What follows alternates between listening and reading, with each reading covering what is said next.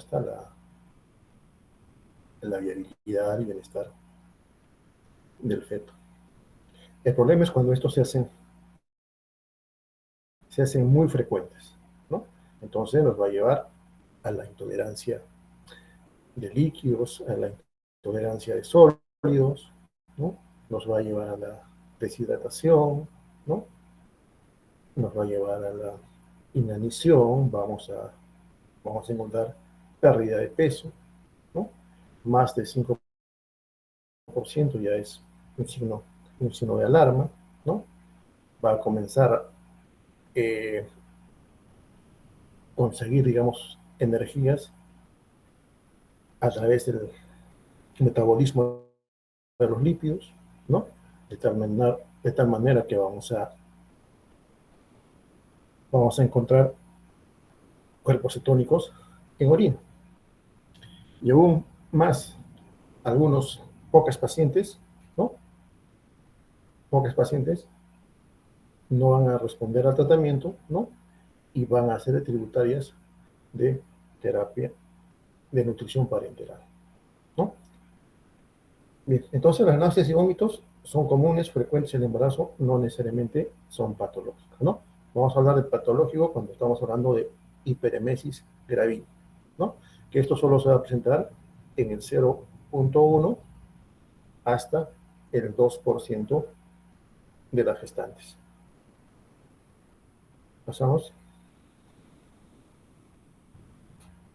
¿Cuál es la etiología de la hiperemesis gravídica? ¿No? Es multifactorial, no se ha determinado con exactitud.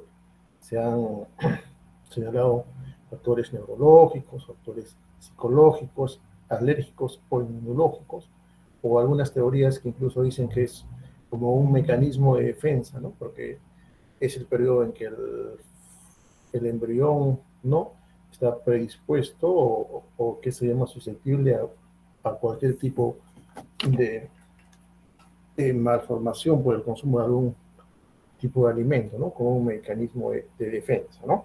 Incluso se han planteado ese tipo de teorías. También factores metabólicos, ¿no? Por falta de vitaminas, sobre todo el complejo D, por eso que se sugiere, ¿no? La suplementación antes del embarazo con vitaminas del complejo B. También se ha encontrado predisposición familiar, ¿no?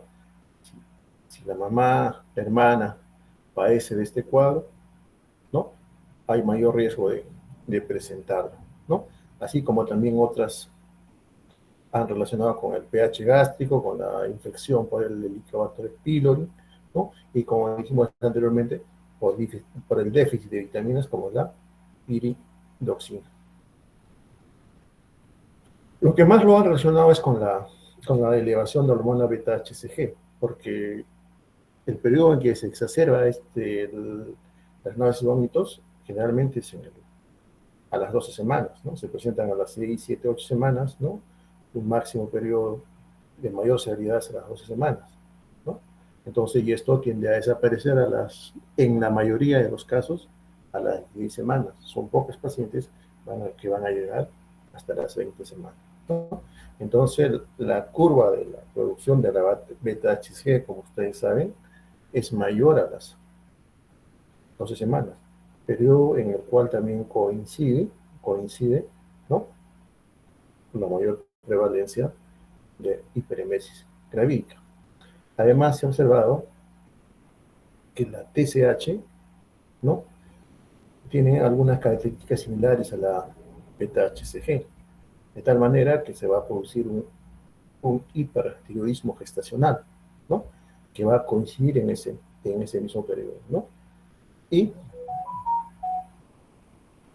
enfermedades del embarazo, como el embarazo molar, o el embarazo doble, en los cuales hay mayor producción de beta-HCG, van a tener mayor frecuencia de hiperemesis gravídica. Siguiente. ¿Y cuáles son los factores de riesgo asociados? ¿Quiénes tienen mayor riesgo, no? con mujeres con incremento de la masa placentaria, lo que acabamos de mencionar, ¿no? Pacientes que tienen enfermedad de hiperplasia gestacional, embarazo múltiple, ¿no? Antecedentes de hiperemesis gravídica en embarazos anteriores. Hasta en un 25% se van a volver a presentar en el siguiente embarazo. Pacientes nulíparas y, sobre todo, en pacientes adolescentes. La obesidad también es un factor de riesgo, el hipertiroidismo, como mencionamos anteriormente, ¿no? Pacientes que tengan enfermedades hepáticas crónicas, antecedentes de enfermedad por Helicobacter pylori, gestación con feto femenino, a diferencia del hígado graso que se da en gestaciones con feto masculismo. Entonces, no solamente hay factores de riesgo, sino también hay factores, digamos, entre comillas, protectores. Los multivitamínicos, ¿no? Aquellos pacientes que reciben multivitamínicos antes de embarazarse, no están embarazadas, van a tener menor riesgo de hiperemesis gravídica. De igual manera, ¿no? El tabaquismo, paradójicamente, ¿no? Es como produce un efecto protector en la hiperemesis gravídica. Siguiente. Entonces, ¿cómo hacemos el diagnóstico de la hiperemesis gravídica? ¿No? Son síntomas, o es un síntoma muy común, náuseas y vómitos, que puede ser el síntoma de muchas enfermedades. Entonces, el diagnóstico de hiperemesis gravídica es por exclusión, ¿no? Tenemos que descartar otras patologías causantes de estos vómitos, ¿no? Y debemos sospechar en quiénes, en pacientes que tienen vómitos severos, ¿no? Que no toleran líquidos y sólidos, en los cuales hay una pérdida de peso mayor al 5% del peso pregestacional, ¿no? Es uno de los criterios. El otro de los criterios es la cetonuria. Como estos pacientes no toleran la vía oral, entonces van a producirse, se va a activar el metabolismo de los lípidos para conseguir su energía, ¿no es cierto? Entonces, por eso va a llevar esto a la cetonuria. Entonces, también va a haber disturbios hidroelectrolíticos, como veremos posteriormente, ¿no? Entonces, estos son los criterios para hacer el diagnóstico de hiperemesis gravídica, siempre y cuando hayamos excluido otro tipo de patologías. ¿Entienden? ¿Qué patologías debemos? ¿Qué otras patologías producen náuseas y vómitos? Una gastroenteritis. Por ejemplo, la gastroenteritis estará acompañada de deposiciones líquidas, ¿no? Dolor abdominal, la colecistitis, la pancreatitis, un dolor en epigastrio que se irradia a la región dorsal, ¿no? La apendicitis, ustedes conocen cuál es la triada, ¿no? La cronología por de Murphy, la úlcera péptica, ¿no? La hepatitis, ¿cuándo sospechar en hepatitis? Cuando las transaminasas están muy elevadas, ¿no? Si bien es cierto, la hiperemesis gravídica puede producir un aumento de las transaminasas en los casos severos, pero nunca va a producir pues una transaminasa más allá de 1000, ¿no? Entonces, si encontramos eso, hay que pensar descartar algún otro tipo, ¿no? De patología como la hepatitis. Un cuadro de obstrucción intestinal también va a dar vómitos, ¿no? Pero esto va a estar acompañado de distensión abdominal, la gastroparesia, la acalasia. Entonces, ¿qué va a pasar en la acalasia? Va a haber vómitos que se van a presentar posterior a la ingesta de alimentos. O sea, van a comer e inmediatamente van a vomitar. Entonces, en esos casos vamos a sospechar de una acalasia, más no de una hiperemesis gravídica, ¿no? Y en la práctica diaria, ¿qué es lo que vemos con frecuencia? Es la pielonefritis, ¿no? Los pacientes vienen con náuseas y vómitos, no toleran la vía oral, malestar general. Entonces, muchas veces esas pacientes son catalogadas como hiperemesis gravídica, ¿no? Entonces, cuando nosotros examinamos a la paciente, encontramos pulmoperfusión positiva, pedimos un examen de orina y encontramos el sedimento alterado, ¿no? Entonces, en la práctica es bastante frecuente encontrar pacientes con el diagnóstico de supuesta hiperemesis gravídica. Sin embargo, es una pielonefritis. Como ustedes han visto, los cambios, las adaptaciones en el aparato genitourinario condicionan, ¿no?, que las infecciones urinarias sean más frecuentes en las gestantes, ¿no? Y rápidamente van a una pielonefritis y de ahí a una urosepsis. Dentro de los cuadros endocrinológicos tenemos la cetoacidosis diabética, ¿no? En las pacientes diabéticas van a estar con náuseas y vómitos, poliguria, polidipsia, ¿no? En ella se debe controlar, monitorizar la glicemia. Entonces también hay que tener en cuenta, pues, ¿no?, que la cetoacidosis diabética no siempre se van a presentar en pacientes con una hiperglicemia muy alta, ¿no? No hace mucho hemos tenido en el hospital, ¿no? Hemos visto una paciente de 24 semanas, si no me equivoco, con diagnóstico de hiperemesis gravídica, ¿no?, y diabética. Entonces, revisando a la paciente, va a empezar 25 semanas, pero ya no hay hiperemesis gravídica, ¿no? Podrá haber náuseas y vómitos del embarazo, pero hiperemesis gravídica no se presenta. Sin embargo, tenía ese diagnóstico y era diabética. Sus glicemias estaban ligeramente controladas, por lo tanto, por lo cual no sospecharon una cetoacidosis diabética. Pero ustedes deben saber, ¿no?, que hay cetoacidosis diabética con glicemias relativamente normales en una paciente diabética controlada. O sea, el hecho que la paciente diabética, sus glicemias no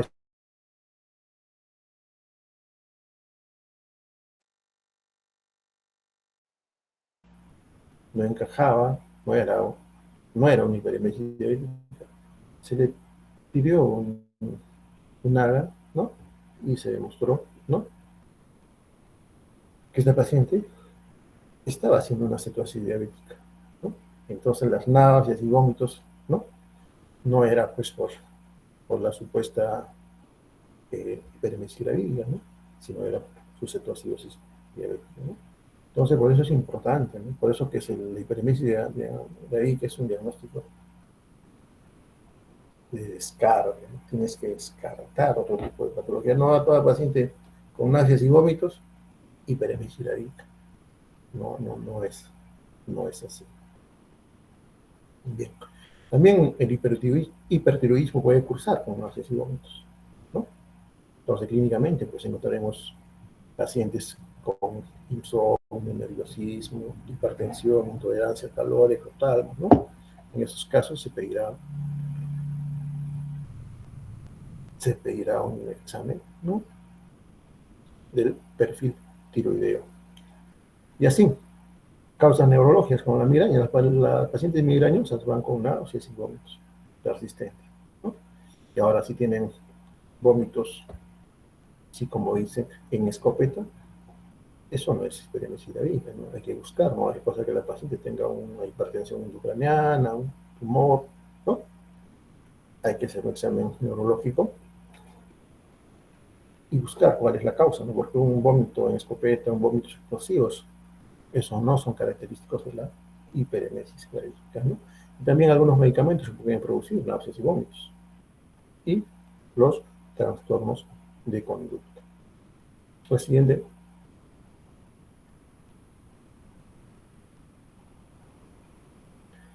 Entonces, cuando estamos frente a una paciente con náuseas y vómitos, con sospecha de hiperemesis gravídica, porque no a todas las pacientes que están con náuseas y vómitos vamos a hacerle los exámenes no correspondientes, ¿no? Solo las pacientes que sospechamos de una hiperemesis gravídica, que son hasta el 2% de todas las que estamos. Entonces, vamos a pedir un hemograma completo, ¿no? Ahí podemos ver que la hemoglobina, que hay una hemoconcentración, ¿no?, que puede estar subiendo la hemoglobina respecto al control anterior, ¿no? Pedir un perfil de población, pruebas hepáticas, ¿no?, que solo el 15 al 25% de los casos pueden estar elevadas. como dijimos inicialmente, no se elevan demasiado. Así que raramente exceden 3 a 4 veces los niveles normales. Y más frecuente que estén elevadas si existe cetonuria, ¿no? No es común la elevación de las transaminasas en la hiperemesia gravídica. Ahora, si es mucho, hay que pensar en otro tipo de patologías. Y la paciente está acompañada de dolor hipogástrico, epigástrico, tendrá más que hacer dosaje de amilasa y lipasa para descartar una pancreatitis, ¿no? Y hoy tenemos que hacer el dosaje pues, de los electrolitos, ¿no? Entonces, si una paciente tiene náuseas y vómitos, no tolera la vía oral, entonces, ¿qué va a haber? Va a haber hiponatremia, hipocalemia, hipocloremia, ¿no? ¿Qué más? Tenemos que hacer un dosaje de las proteínas totales y del equilibrio ácido-base. ¿Qué vamos a encontrar ahí? Alcalosis metabólica, ¿no? Estos pacientes van a cursar con alcalosis metabólica. Y Se está también debemos grabando la pedir llamada. un examen de orina para encontrar si la paciente tiene o no cetonuria, ¿no? Entonces eso se va a ver en el examen de orina, ¿no? Es importante cuando es más allá de 2 cruces.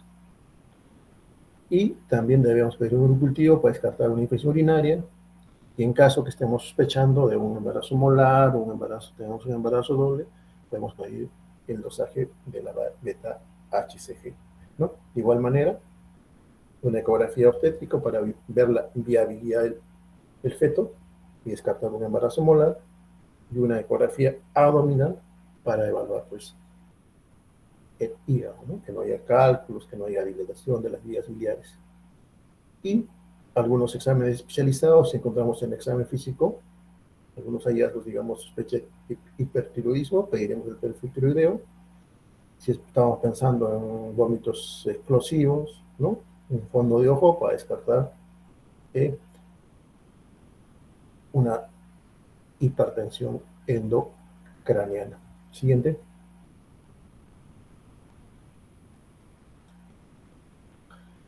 Bien, entonces la hiperemesia gravídica se puede clasificar en grados, leve, moderada, severa, ¿no? Moderada, cuando hay una pérdida de peso entre el 5 a 9%, con signos moderados de deshidratación, ¿no?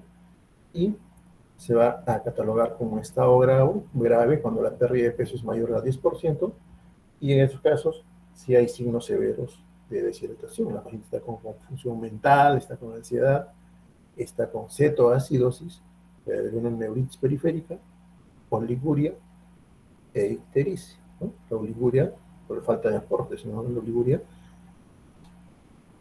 El siguiente.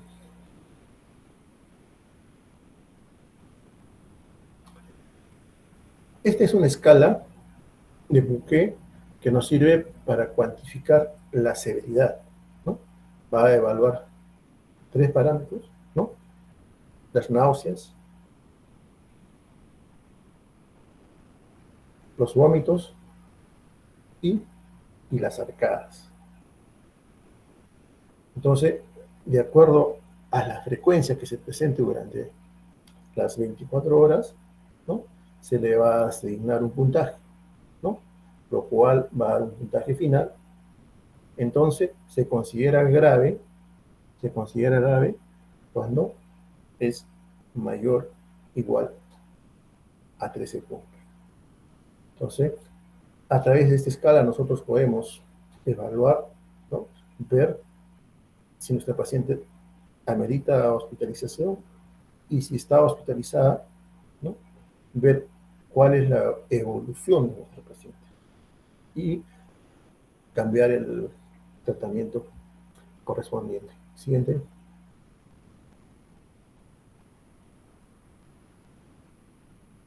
Entonces, ¿cuál es el tratamiento de la hiperemesia gravídica? ¿Qué hacemos con una paciente que tiene el diagnóstico de hiperemesia, ¿no? Primero, tenemos que dar medidas generales. Entonces, las medidas generales es el internamiento en un ambiente tranquilo, ¿no? En aquella paciente que no tolera líquidos que no tolera, sólidos, ¿no? Que tienen una hiperemesis gravídica severa o un puntaje mayor a 13, ¿no? Debe estar internado, ¿no? Debe haber reposo absoluto, aislamiento. Estas pacientes deben quedar con reposo gástrico, NPO, por 24 a 72 horas, ¿no? Durante este tiempo no deben recibir absolutamente nada por vía oral. Porque si nosotros hospitalizamos a la paciente y le damos dieta, la paciente no va a mejorar, no va a mejorar, ¿no? Entonces, ¿qué más? La paciente, entre las medidas, obviamente, un balance hidroelectrólico estricto, ¿no?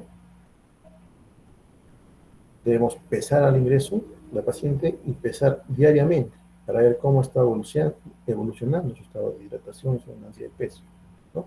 Y todas las pacientes ingresan con el diagnóstico de hiperemesis gravídica deben recibir psicoterapia de apoyo.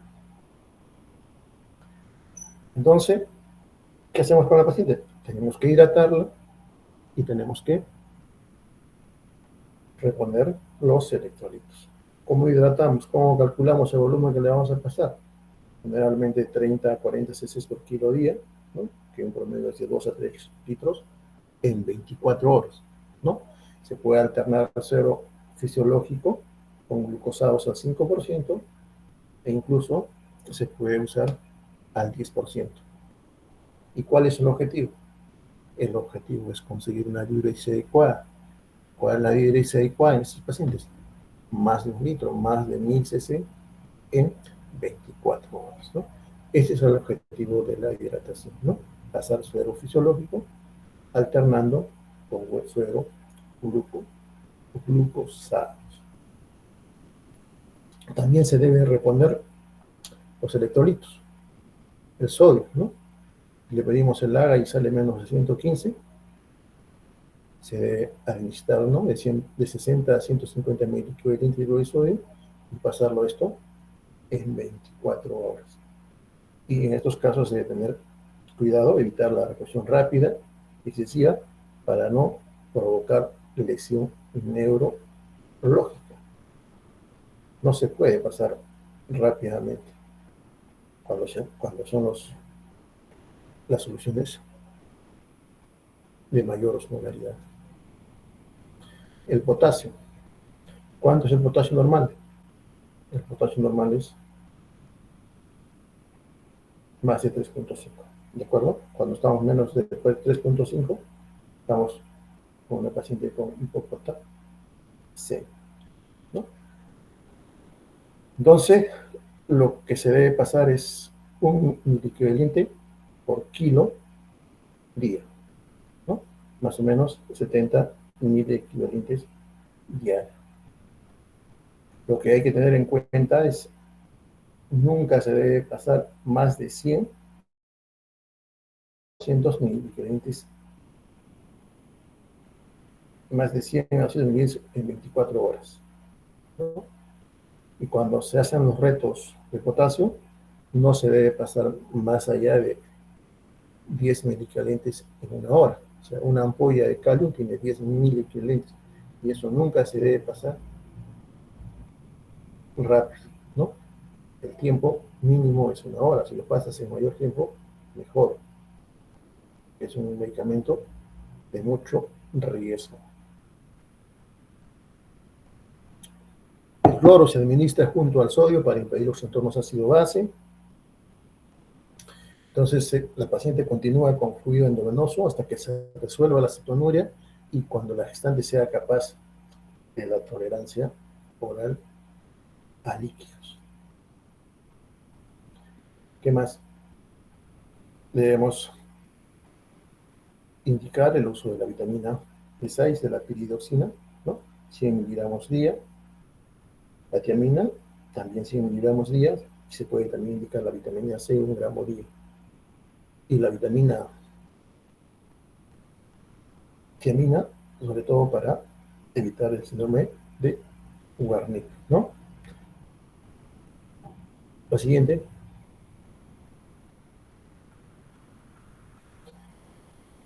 ¿Qué más usamos en estos pacientes? ¿No? Tenemos que usar antieméticos, ¿no? Ansiolíticos, antiácidos y, como mencionamos anteriormente, vitaminas. Se debe administrar glucosa, mínimo 100 a 150 gramos, para conseguir un balance de nitrógeno positivo, ¿no? Es la cantidad mínima de glucosa que se debe administrar.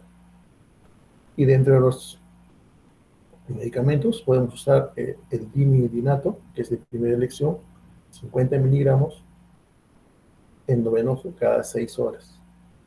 Cada 6 horas. Y el de segunda elección es la metoclopramida, 10 miligramos endovenoso cada 8 horas. Entonces, la metoclopramida, tanto vía oral como vía endovenosa, solo se debe usar por 5 días por sus efectos extrapiramidales. Ranitidina, 50 miligramos endovenoso cada 8 horas. Tenga presente que solo se debe usar la ranitidina endovenosa. La ranitidina vía oral está contraindicada, se retiró del mercado por su efecto carcinógeno. No de la ranitidina, sino no me acuerdo el nombre ahorita del componente que le acompaña en la presentación vía oral. Entonces, por lo tanto, la ranitidina vía oral no se usa. No se usa. Está proscrito. Solo la ranitidina vía endovenosa. Y si no, podemos usar si queremos usar vía oral, podemos usar la famotidina, ¿no? En pacientes que tienen bastante componente ansioso, ¿no? Se puede usar el diazepam, 10 miligramos endovenoso o intramuscular. En caso de pacientes que no respondan al tratamiento indicado, como tercera opción está el uso de esteroides. ¿Cuál? La metilprednisolona, 16 miligramos 3 veces al día por 3 días. Se puede usar hasta 2 semanas, ¿no? Y después se tiene que desescalar, ¿no? Usando 40 miligramos de 40 miligramos de prednisona, 3 días, después 20 miligramos 3 días, y después 10 miligramos 10 días, y finalmente retirar el corticoide. Los efectos de la prednisolona deben ser máximo al tercer día. Si al tercer día no encuentras mejoría, quiere decir que no va a responder, no amerita continuar indicando corticoide. Y finalmente, aquellas pacientes que no responden a todo este tipo de medicamento indicado van a ser tributarias de nutrición parenteral. La siguiente.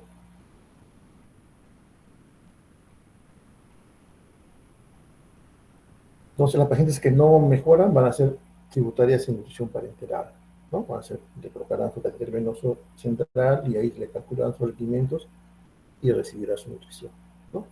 Si la paciente mejora,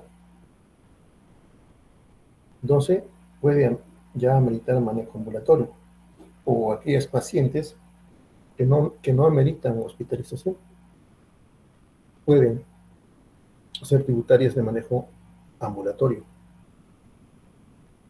Entonces ahí tenemos que considerar medidas higiénico-dietéticas, ¿no? Entonces, estas pacientes deben comer las comidas fraccionadas. Ellas no pueden tener desayuno, almuerzo y comida, ¿no? Tienen que comer 5, 6, 7 veces al día, ¿no?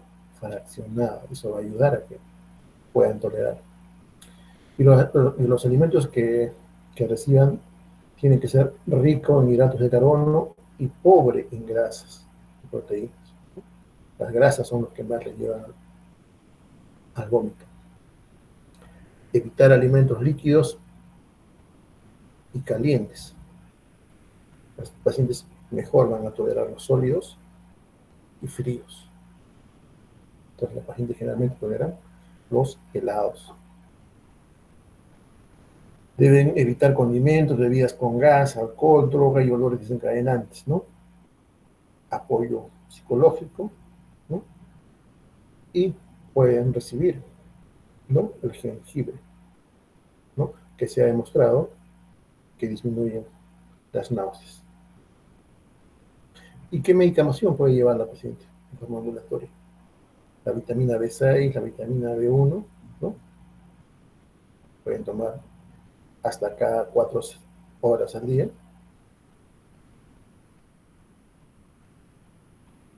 Y el otro medicamento que no se considera acá, que también está aprobado, es la doxilamina, ¿no? La doxilamina, 100 miligramos cada 8, cada 12 horas.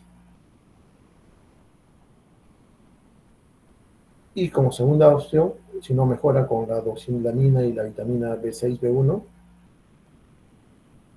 tendrá que recibir el dinigrinato, ¿no? 50 miligramos bioral antes de los alimentos. Y como tercera opción, la metoclopramida, 10 miligramos antes de los alimentos. Como les dije, máximo 5 días. Si con este tratamiento ambulatorio no mejora, la paciente también es candidata para que sea hospitalizada. Siguiente. ¿Qué complicaciones de hiperemesis vírica? ¿Qué complicaciones tiene la hiperemesis vírica, ¿no? Puede haber una abulsión esplénica, una necrosis tubular aguda, puede llegar a insuficiencia renal aguda, puede haber rotura esofágica, síndrome de Mallory-Weiss, que es un desgarro de la mucosa esofágica, que la paciente va a tener vómitos con rasgos sanguinolentos, ¿no? Muchos de los pacientes llegan a emergencia, ¿no? Tan la persistencia de los vómitos que llega a desgarrar, ¿no? Y las pacientes vienen con rasgos de sangre en los vómitos. Encefalopatía de Wernicke, como dijimos, por presencia de la vitamina B1, la tiamina, y los efectos que puede tener en los fetos, pues fetos de bajo peso al nacer. Siguiente. Bien, entonces eso en cuanto a la hiperemesis gravídica. Ahora vamos a hablar de otra patología del tracto gastrointestinal en el embarazo, que es la colestasis intrahepática del embarazo. También la conocen como colestasis gestacional, ¿no? Es una enfermedad reversible, ¿no? A diferencia de la hiperemesis, esta patología es del segundo y tercer trimestre del embarazo. Generalmente puede empezar las 28 semanas, ¿no? Y como que ¿cuál es su característica principal? Que se realiza por el aumento de los ácidos biliares acompañados de prurito, que tiene ciertas características, ¿no?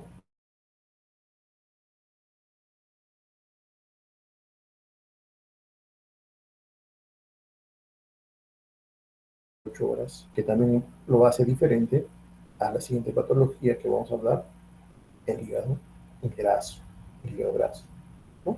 Entonces, esta es una patología reversible que no pone mucho en riesgo la vida de la madre, ¿no? Lo que sí va a poner en riesgo es la vida del feto, ¿no? Va a producir, va a estar relacionado con el óbito fetal, más no con la mortalidad materna. En cuanto a la etiología, se han descrito eh, una etiología genética, hormonal, ambientales. Genética, porque se han encontrado mutaciones homocigóticas del transportador ABCDB11 y ABCB4, que están localizados, ¿no? a nivel de los hepatocitos, ¿no? En contacto con las vías, los canalículos biliares. Son aquellos que se van a encargar, ¿no? Del transporte, ¿no? De los ácidos biliares hacia la vía biliar, ¿no? Entonces, una mutación a nivel de estos genes es lo que va a producir esta alteración, ¿no? ¿Qué más? Respecto a las hormonas, se ha visto que tanto los estrógenos como los progestágenos están implicados en esto, sobre todo los metabolitos sulfatados de la progesterona, que van a estimular algunamente, como vamos a ver posteriormente, ¿no? A un regulador de la producción de ácidos biliares, que es el farnesoid X, ¿no? De tal manera que va a aumentar la producción de los ácidos biliares. Y en cuanto a la etiología del ámbito ambiental, ¿no? Se dice que hay la prevalencia de mutaciones del gen ABCD4 se da en pacientes caucásicas, ¿no? con, con una prevalencia de la colitis hepática hasta el 16%, ¿no? Que se da en lugares determinados donde hay mayor prevalencia, como son en Chile, ¿no? En Chile, ¿no? En la parte sur del continente de América, podríamos decir, ¿no? Y en la parte norte de Europa, donde es mayor frecuente. La siguiente.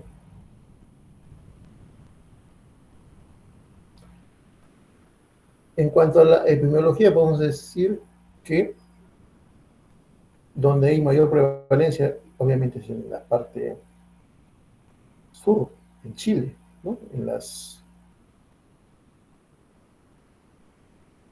mapuches chilenos, ¿no? Se ha escrito hasta el 97%, pero eso fue en los años 90, 80, ¿no? Ahora se ha visto que ha disminuido esa incidencia, ¿no? Pero sigue siendo importante en comparación a otros lugares, ¿no? Y no solamente pues en la parte sur de América Latina, sino también en la parte norte de Europa. Ambas zonas son frígidas, ambas zonas son con pocos horarios con sol, ¿no? Por lo que se relaciona también con la deficiencia pues, de la vitamina D, ¿no? La disminución de, de selenio en la dieta, ¿no? Y la sobreexposición al cobre, ¿no? En Europa hay una prevalencia del 0.5 al 1.5%.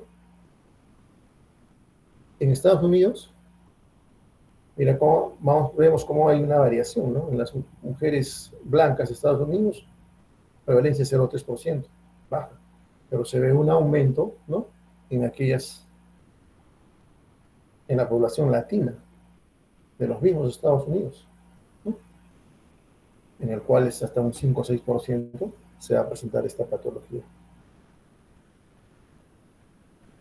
Entonces, los factores de riesgo en embarazos múltiples, en gestantes añosas, más de 35 años, aquellas pacientes que tienen su embarazo con técnica de reproducción asistida, hasta un 2.7%, pacientes que tienen portadoras de hepatitis C, ¿no? Entonces, todas las pacientes que tienen colestasis intrahepática, tenemos que descartar que no tengan una hepatitis C. Y en pacientes que tienen antecedentes familiares de colestasis.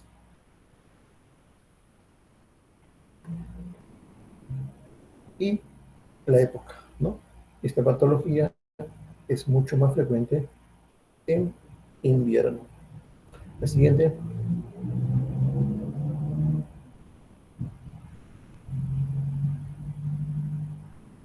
Entonces, aquí vamos a recordar cuáles son los cambios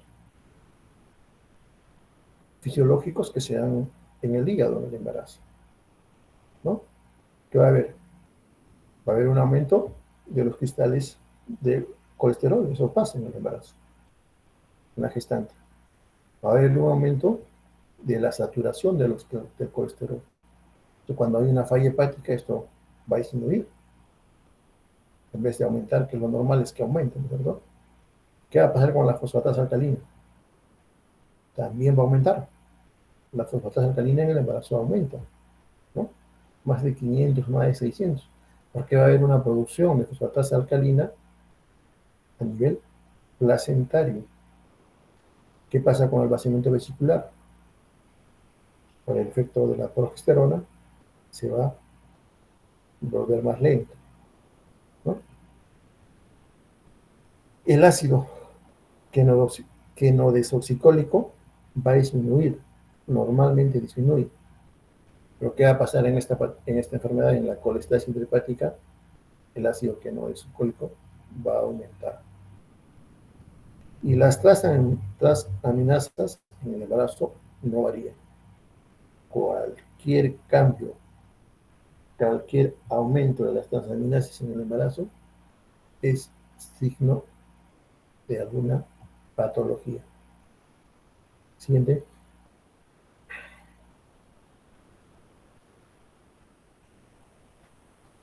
Entonces, para ver de una manera resumida, más o menos, cuál es la fisiopatología de la colestasis intrahepática, ¿no? Lo del medio es el canalículo biliar, lo del medio es el canalículo biliar, ¿no?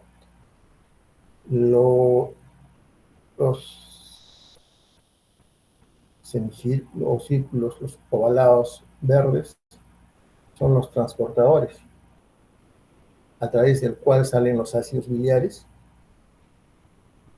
hacia el canalículo biliar. Y los rojos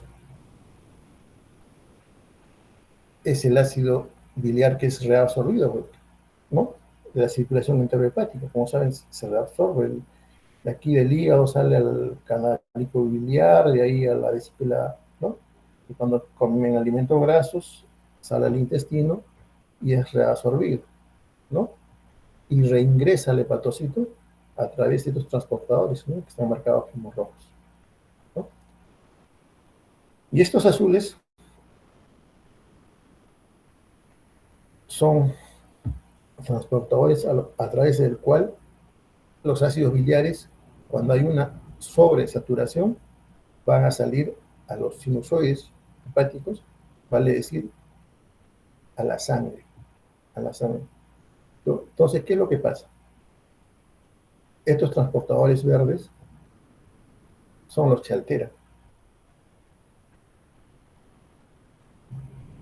Las mutaciones que mencionamos se van a dar a nivel de estos transportadores. De tal manera que los ácidos biliares se van a acumular en el interior del hepatocito. Además, ¿qué otra causa existe? Este es el farnesoide X, ¿no? Se encarga de regular la producción de ácidos biliares, así como también el reingreso de los ácidos biliares que vienen de la circulación enterohepática. Entonces, ¿qué pasa? Los derivados sulfatados de la progesterona, ¿no? Van a actuar a este nivel de tal manera que van a hacer que el farnesoide X estimule a mayor producción, de ácidos biliares. Esta mayor concentración de ácidos biliares va a hacer, ¿no?, que salgan a la sangre y de ahí pasen a la placenta y consecuentemente al feto. La siguiente. Entonces, esa disminución de la excreción del ácido biliar que mencionamos por la alteración de los transportadores y ese acúmulo plasmático, ¿no?, a través de cambios en la comisión del flujo de la bilis, disminución de la excreción intestinal renal, el flujo retrógrado de las biliares, finalmente van a llevar este acúmulo a una respuesta inflamatoria con incremento de transaminasas y bilirrubinas. Finalmente, esa es la expresión de la enfermedad en la madre. Pero esto no va a poner en riesgo la vida de la madre. El problema es que los ácidos biliares van a llegar al feto y estos se van a depositar a nivel de los cardiomiocitos, a nivel del corazón. Y ahí van a producir una arritmia cardíaca y eso va a ser la causa del óbito fetal. La siguiente.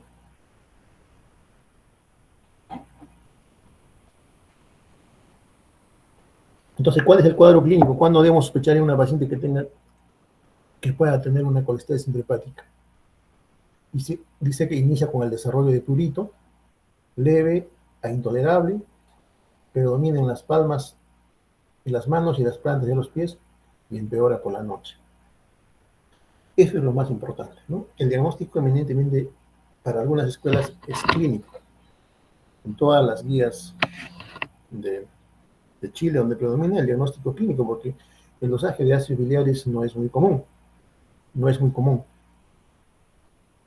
Entonces, paciente que tiene prurito a predominio nocturno en palmas de manos y plantas de pies, clínicamente tiene el diagnóstico de colestesis intrahepática y se debe manejar como cual.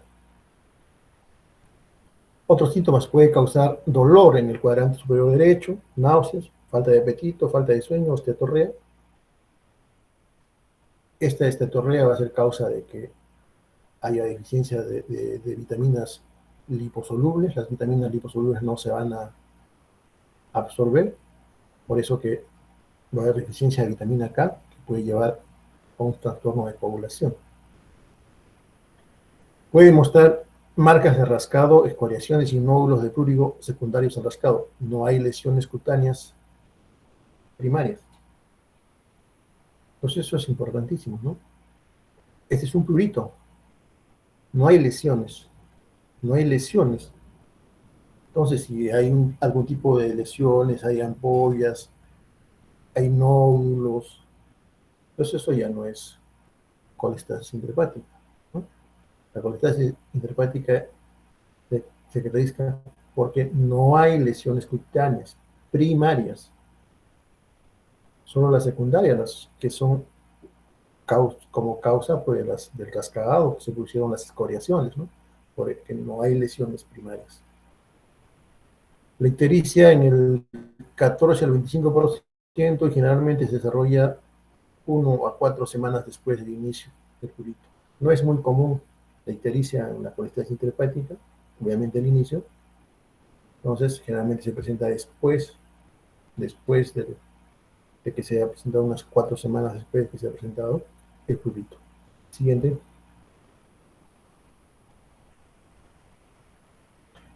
El diagnóstico. Como dijimos, prurito con esas características, asociado a elevación de niveles de ácidos biliares o aminotransferasas en ausencia de enfermedades que puedan producir hallazgos laboratorios o síntomas similares. Entonces, básico el prurito. Pero también hay que tener presente que hay prurito gestacional, ¿no? Hay prurito gestacional. No todo prurito es colestesis intrahepática. Aquel prurito que es en palmas y plantas. Si el prurito iniciado general en todo el cuerpo no es a predominio nocturno, probablemente no sea, ¿no? El dosaje de los ácidos biliares es importante, ¿no? El ácido cólico y el ácido quenodoxicólico, que son los ácidos primarios, ¿no? ¿Cuál es el punto de corte? Más de 10 milimoles. Algunas escuelas dicen más de 15, ¿no? Y más de 6 milimoles por litro en obesas. Menos de eso se considera normal, pero siempre recalcan, no descarta colestasis intrahepática si la paciente tiene el síntoma clásico que es el prurito con sus características.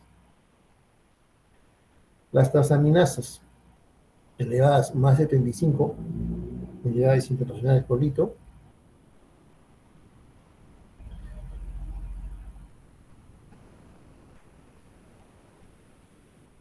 entonces la relación no es tampoco marcada, ¿no?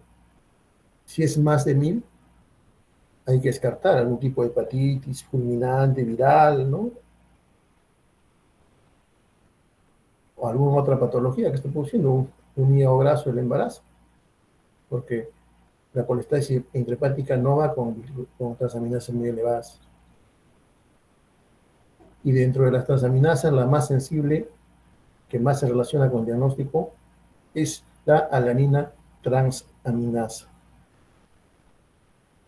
Las bilirrubinas, cuando aumentan, es a predominio de la fracción directa, ¿no? Y la fosfatasa alcalina generalmente puede aumentar en aquellas pacientes que tienen embarazo doble, ¿no? Que puede ser más de 500 unidades internacionales por litro. Y cuando hay incremento de la gamma glutamiltransferasa, está relacionado, ¿no?, con las mutaciones de los genes, ¿no?, ABCD, ABCB4.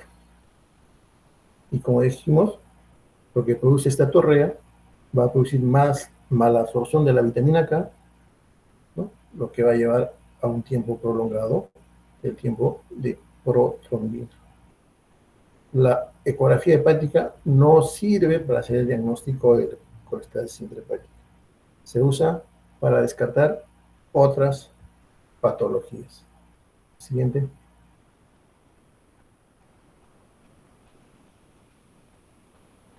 El diagnóstico diferencial de la colestasis intrahepática, como dijimos, lo característico, prurito, sin ningún tipo de lesión, de aparición en el segundo o tercer trimestre. Exámenes auxiliares, ácidos biliares y transaminasas. ¿Es requisito? No necesariamente. En el hígado graso vamos a hablar luego, ¿no? Síndrome de Gel generalmente va a estar acompañado de hipertensión, epigastralgia, fotopsia, cefalea. En estos casos va a haber proteinuria, ¿no? Va a haber plaquetopenia. Y en las hepatitis virales, ¿no?, van a estar aumentadas lo que le va a ser diferente, va a estar elevadas las transaminasas, pues, más de 1000, ¿no? Y dentro de las lesiones, las causas de prurito, como el herpes gestacional, la erupción polimorfa del embarazo, el púrigo del embarazo, lo catalogan como diagnósticos diferenciales, pero a mi parecer no deberían entrar dentro del diagnóstico diferencial. ¿Por qué? Porque la colestasis intrahepática no tiene ningún tipo de lesión, y estas patologías de acá tienen lesiones características cada una. Entonces, la otra no lleva, entonces por lo tanto no debería entrar dentro del diagnóstico diferencial. Siguiente.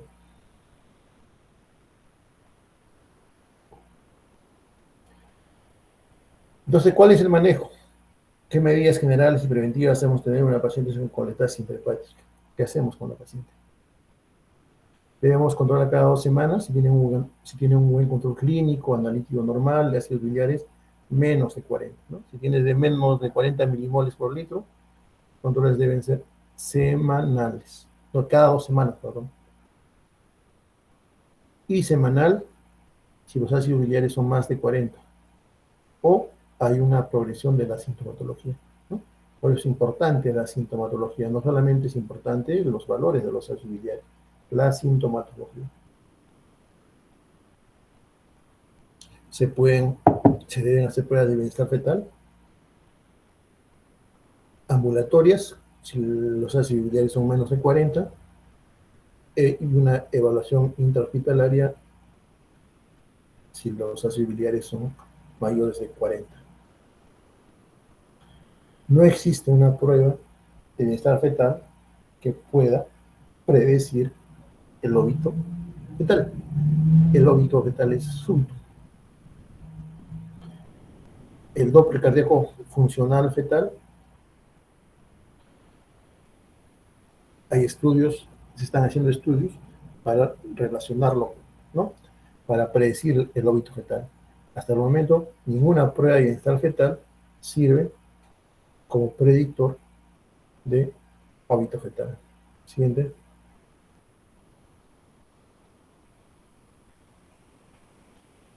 ¿Y qué medidas, qué medicamentos, cuál es la terapia que deben recibir estos pacientes, ¿no?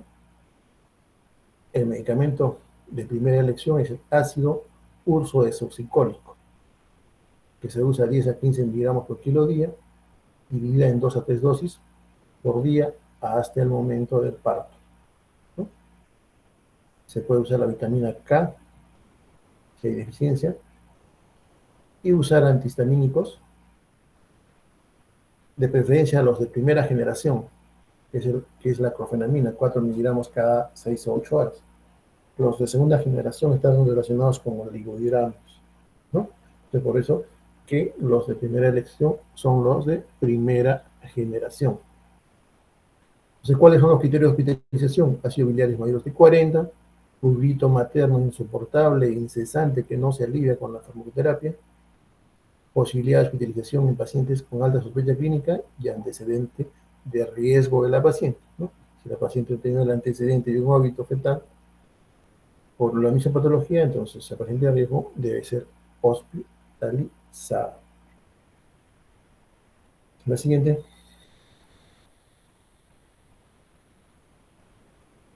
Entonces, este es un fluxograma de cuál es el manejo de la colestesis intrahepática del embarazo, ¿no? Ahí tenemos, empiezan haciendo el dosaje de los ácidos biliares, más de 40, si no, solamente tratamiento ambulatorio. Ácido ursodesoxicólico, como dijimos, 10 a 15 hasta 21 miligramos por día, y monitoreo fetal cada 2 semanas, y monitoreo de los ácidos biliares, las transaminasas, tiempo de coagulación, hemograma, glucosa. Y en estos casos, que no sube los ácidos biliares mayores de 40, entonces se puede culminar la gestación a las 37 o hasta las 39 semanas. Si los ácidos biliares es mayor a 40 milimoles por litro, estas pacientes deben ser hospitalizadas, ¿no? Igual recibir su ácido ursodesoxicólico, monitoreo fetal semanal, monitoreo materno semanal, ácidos biliares, transaminasas, lo mismo que mencionamos anteriormente, ¿no? Pero ¿cuáles son los criterios de muy alto riesgo? ¿Cuándo decimos que una paciente de alto riesgo de desenlace fatal? ¿Cuál es el enlace fatal? El óbito fetal, ¿no? Ácidos biliares mayor a 100, ¿no? Cuando ustedes los ácidos biliares mayores a 100, es un criterio de muy alto riesgo. Prurito materno que no se alivia con la farmacoterapia, ¿no? A pesar que el ácido biliar no suba a más de 100, pero el prurito es muy intenso, ¿no? Es un signo de alarma de muy alto riesgo. Antecedente de óbito antes de las 36 semanas, por colestasis. Enfermedad hepática persistente o aguda.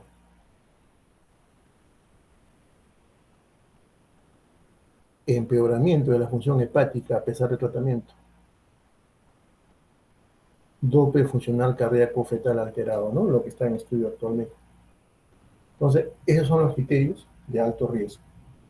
Si se presenta a esos criterios, hay que culminar la gestación independiente de la edad gestacional. De lo contrario, la gestación debe ser interrumpida a las 37 semanas. Entonces, si bien es cierto, el ácido ursodesoxicólico va a mejorar en la mayoría de pacientes la sintomatología, va a mejorar, puede mejorar los valores de las transaminasas. Lo que no va a mejorar es el riesgo de óbito fetal. El riesgo de óbito, todos los estudios que se han hecho hasta el día de hoy, no ha demostrado, pues, ¿no?, que disminuya con el uso del ácido urso desocicótico, ¿no? Entonces solo sirve para mejorar la sintomatología y disminuir los valores de las transaminasas. Siguiente. ¿Qué complicaciones trae? Entonces, va a ser causa de parto pretérmino espontáneo, porque los ácidos biliares van a estimular la expresión de los receptores de oxitocina, lo van a tornar más sensibles, ¿no? Por lo tanto, mayor riesgo de parto espontáneo. También va a haber mayor parto del pretérmino iatrogénico. Entonces, por el riesgo del óbito fetal, porque el hecho que le estés dando tratamiento médico no garantiza que ese paciente tenga riesgo de óbito. Entonces, si la paciente no mejora su clínica, ¿no?, entonces a veces se interrumpe precozmente el embarazo. Eso es lo que se llama parto pretérmino diatrógeno, ¿no? No hay una prueba que nos garantice, que nos dé seguridad que este feto no se va a ovitar. ¿Qué más? Líquido amniótico teñido de meconium. Generalmente en las 40 semanas es común, frecuente, entre comillas, normal, que el líquido amniótico esté teñido de meconium, pero no antes, ¿no? En el caso de las pacientes que tienen colestasis intrahepática, los ácidos biliares van a estimular el peritactismo, ¿no? Por lo tanto, la eliminación del meconium. Eso no significa que sea sufrimiento fetal agudo ni nada por el estilo, ¿no? También, como dijimos anteriormente, va a haber riesgo de óbito fetal debido a arritmias fetales. Y la muerte fetal intraútero es repentina, como dije, es repentina, no se puede predecir. Puede estar haciendo un test estresante, no estresante, un perfil físico, un Doppler, todo está normal. Y de repente se orbitó al feto. ¿Qué más? Va a producir síndrome de distrés respiratorio, porque los ácidos biliares van a provocar la degradación de la fosfatilcolina, así como un defecto tóxico directo sobre los neumocitos tipo 2. Esas son las complicaciones que produce la colestasis interhepática, ¿no? Generalmente daño en el feto en la madre, no hay mayor daño, ¿no? Y lo importante es que una vez producido el parto, a las 24 horas la paciente comienza su mejoría, su recuperación. Y todo vuelve a la normalidad. Siguiente.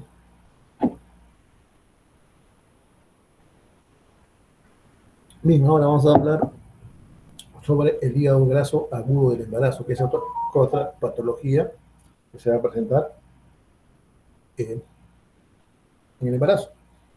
El hígado graso agudo del embarazo es una complicación obstétrica potencialmente mortal, caracterizada por falla hepática aguda debido a infiltración grasa, ¿no? Entonces, de entradita ya hay una diferencia, es potencialmente mortal para la madre, cosa que no pasa con la colestasis intrahepática, que hay una falla hepática aguda debido a una infiltración en grasa, ¿no? Entonces aquí, por lo tanto, las transaminasas van a estar bien elevadas. Lo bueno de esta patología, que no es muy común, 1 a 3 casos por 10.000 partos, una mortalidad materna, no es de 2%, antes era de 70 o 80%, ahora ha bajado al 10 al 20%. Esto debido a qué? Que se diagnostica oportunamente, ¿no? Diagnóstico oportuno. ¿Y cuál es el tratamiento? Interrupción temprana del embarazo. Apenas se diagnostica, se interrumpe el embarazo. Con eso se disminuye la mortalidad materna a costas de las complicaciones de los fetos prematuros, ¿no? Y obviamente el manejo de las complicaciones, ¿no?, en las UCIs maternas, ¿no? Entonces ahora los hospitales nivel 4 tienen sus UCIs maternas, ¿no? Entonces con eso, estas pacientes están mejorando su pronóstico. Siguiente.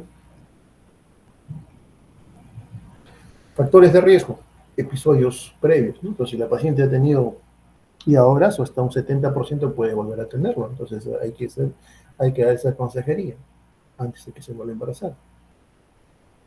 Deficiencia fetal de esta enzima que se encarga de la oxidación de los, ¿qué se llama? De los ácidos grasos de cadena larga, porque una mutación en estas enzimas es lo que va a provocar embarazos dobles gemelares, ¿no? En este caso, fetos masculinos. Índice de masa corporal es menos de 20 kilogramos por metro cuadrado, ¿no? Son los factores de riesgo. Siguiente. ¿Cuáles son los síntomas? ¿Qué síntomas tiene una paciente? Igual que la hiperemesis, igual que el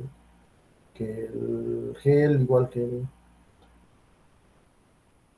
náuseas y vómitos, dolor abdominal, ictericia, hipertensión. Puede tener, algunas pacientes pueden cursar con hipertensión, pueden cursar con qué sé, proteinuria, así como el gel.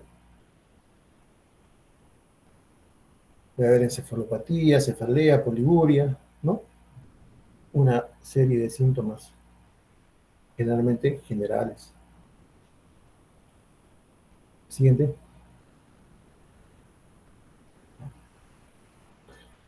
Entonces, ¿cómo se hace el diagnóstico del hígado graso del embarazo? Cuando decimos que esta paciente tiene el diagnóstico de hígado graso, ¿no? A veces no es fácil. Se sobrepone con otro tipo de patologías.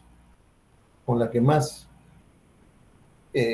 tiene similaridad, podríamos decir, es con el síndrome de Hell, ¿no?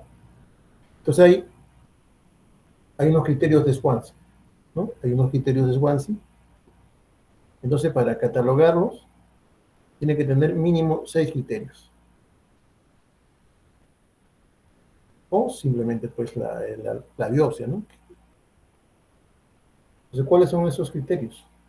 Vómitos, dolor abdominal, polidipsia, poliguria, encefalopatía, obviamente cuando la paciente está en estado grave, hiperbilirubinemia, hipoglicemia, ¿no? Que no es común en otras hepatopatías del embarazo, hiperuricemia, leucocitosis, ascitis, que también puede haber en el gel, hipertransaminemia, o sea, transaminasas elevadas, el amonio elevado, puede haber una anjuria renal aguda, que es muy frecuente en el hígado graso, insuficiencia renal, y en estos casos una coagulopatía por tiempo de protrombina mayor de 14, ¿no? Por disminución del fibrinógeno. Entonces, para hacer el diagnóstico se necesitan 6 de estos criterios. Con 6 de estos criterios se tiene una alta sensibilidad para el diagnóstico de hígado graso agudo del embarazo. Entonces es una patología aguda, rápidamente empeora, rápidamente pone en riesgo la vida de la paciente, ¿no? Entonces uno también tiene que ser agudo en el diagnóstico y ser, ¿qué se llama? Tomar la decisión inmediatamente, ¿no? Porque si esperas unos días, la paciente se vaya a tornar ya inoperable. Siguiente. Entonces, ¿cuál es el diagnóstico diferencial? Hiperemesis gravida, un revisado, pues no estaría tampoco en el diagnóstico diferencial, porque la hiperemesis gravídica rara vez va con transaminasas elevadas, y esto se da en el primer trimestre, ¿no? Y el hígado graso va en el segundo o tercer trimestre, ¿no? Colestasis intrahepática, igual, va con prurito, como dijimos, hay grasos elevados,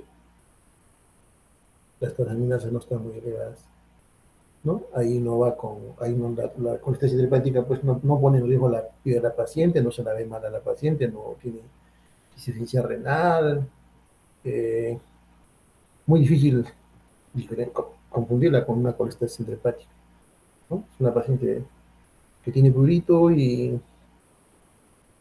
que sin, y los ácidos biliares aumentados y puede tener las transaminasas elevadas, pero levemente elevadas, puede tener las bilirrubinas elevadas, levemente elevadas, y de ahí no pasa, ¿no? En cambio, en el hígado graso hay hipoglicemia, hay falla renal, entonces, difícil de confundirlo con una colestesis hepática. Con lo que sí es más difícil es con la preeclampsia, eclampsia y con el GEL. Preeclampsia, eclampsia, con el GEL. Donde básicamente lo diferenciaría, pues, como dijimos, la hipoglicemia, ¿no? La mayor tasa de falla renal. GEL puede haber, falla renal, pero no es tan común como en el hígado graso del embarazo, ¿no? Y en el hígado graso hay polidipsia, poliuria.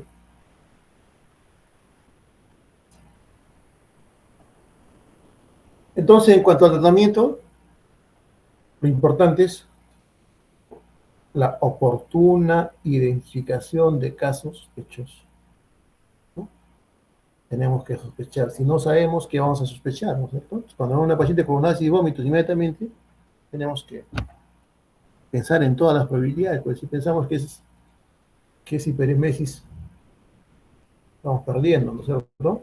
Estamos perdiendo lo que dice ahí, oportuno, ¿no? Estamos perdiendo la oportunidad de diagnosticar a la paciente, ¿no?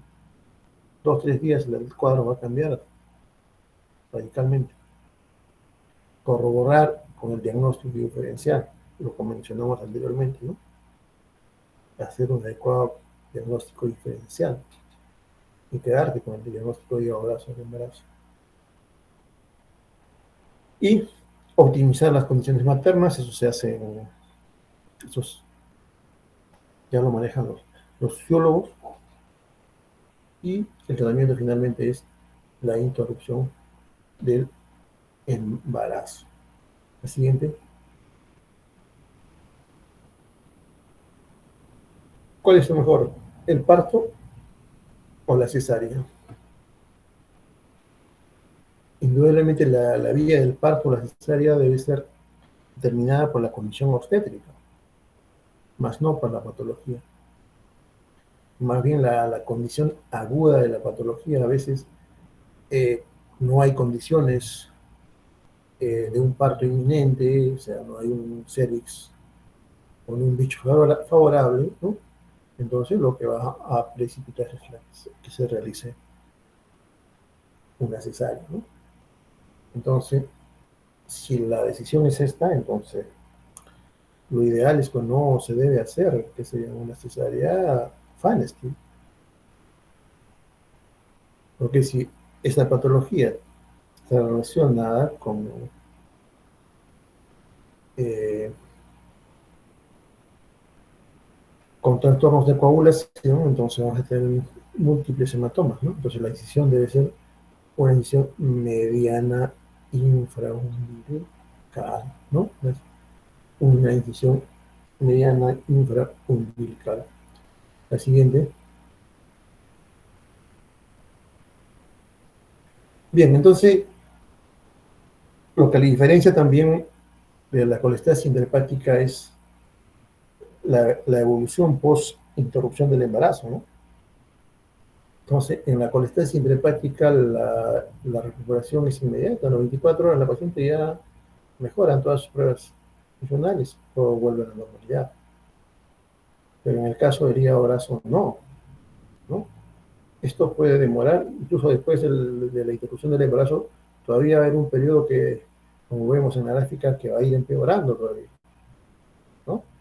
Y después, hasta una semana después, puede recién empezar la mejoría, ¿no? Entonces, todo ese periodo es un periodo crítico donde la paciente debe ser manejada, monitorizada en UCI, ¿no?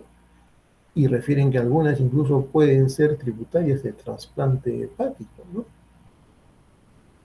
Y según refieren que no, a veces no es en forma definitiva, porque normalmente si es un embarazo agudo del embarazo, a la semana el hígado que no está funcionando va a volver a funcionar, ¿no? De tal manera que se podría decir que hacen un trasplante transitorio, parcial, ¿no? Que después de la semana lo vuelven ¿qué se llama? A colocar su mismo hígado, ¿no? De tal manera que se evita el uso de una serie de medicamentos, ¿no? Que reciben las pacientes que reciben trasplante, ¿no? Con estos pacientes, porque al séptimo día ya comienzan su mejoría espontánea, pero si tienen una falla aguda, pueden ser tributarias de un trasplante, ¿no? Eh, Parcial por unos días y después le vuelven ¿no? Que se va a colocar su hígado. Entonces, esto es una también de las diferencias con el colestasis intrahepática.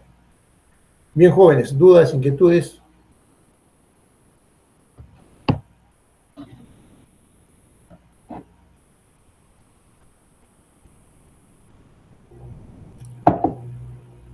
Bien, entonces, si no tienen ninguna inquietud, ninguna pregunta, se agradece su atención. Gracias, hasta luego. Muchas gracias, doctor.